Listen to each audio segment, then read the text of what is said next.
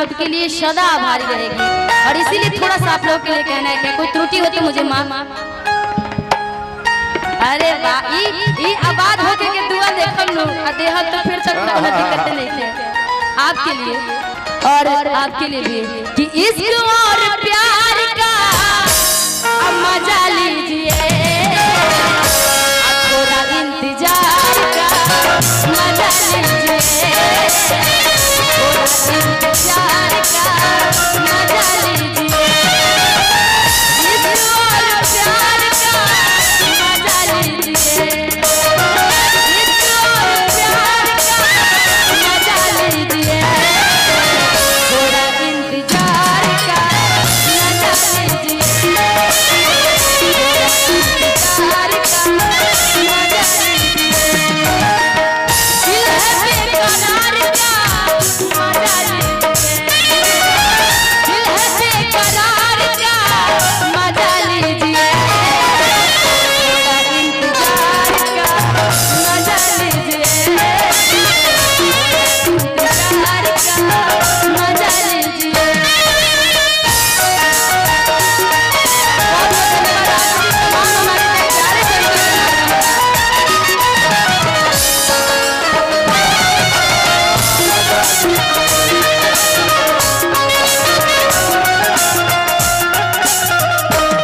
दिल लगा लिया है, क्योंकि आप लोगों से ये जो दिल का कनेक्शन होता है ना, ये दिल का कनेक्शन, आपका नाम मैं भूल गई हूँ, आप अपना नाम अभिषेक जी, ये जो दिल का कनेक्शन होता है ना, जब एक बार दिल से दिल का कनेक्शन लग जाए, साउंड वाले भैया, जब एक बार दिल का कनेक्शन किसी से लग जाए, जैसे कि निशा का दिल का कनेक्शन आप लोगों से लगा हुआ है, दिल लगा लिया है,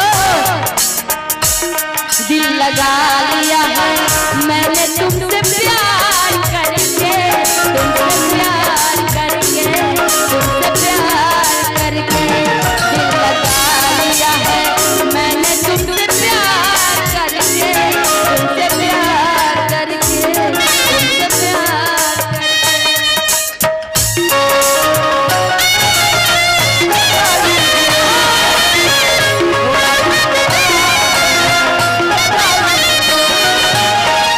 मैं चाहूंगी कि गोलू जी आप आ जाइएगा। राहुल जी आपकी फरमाइश है आपकी।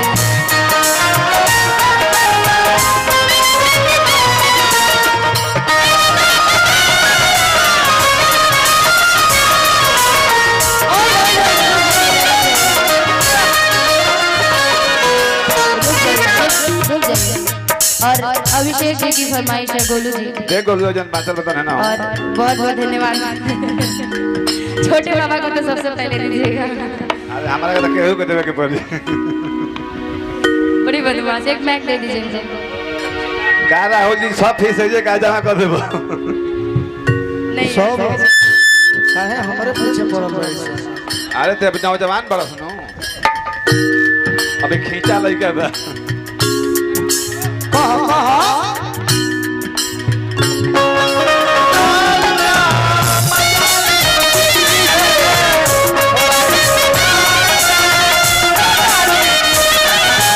मिलने की तुम कोशिश करना, वादा कभी न करना, कभी न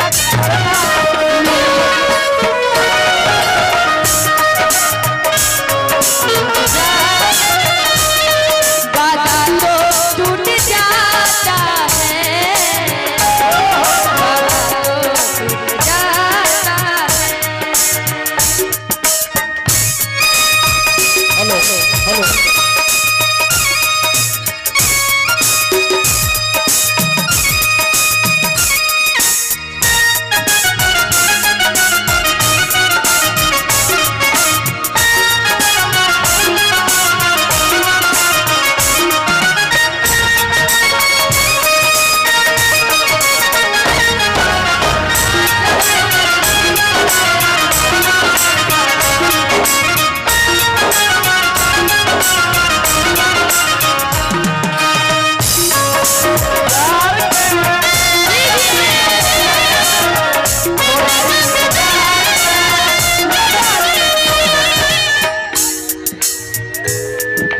एकरा बाद गा ले तो निशा के गा ले तो फिर हम सब गाई। ए अभिषेक जी पीठ पे हाथ मत धरो गाय को। लगता है जीनी सो गया है। तनी सीटी पर करा के ध्यान दे। क्या करिए सब स्कूल के फीस है।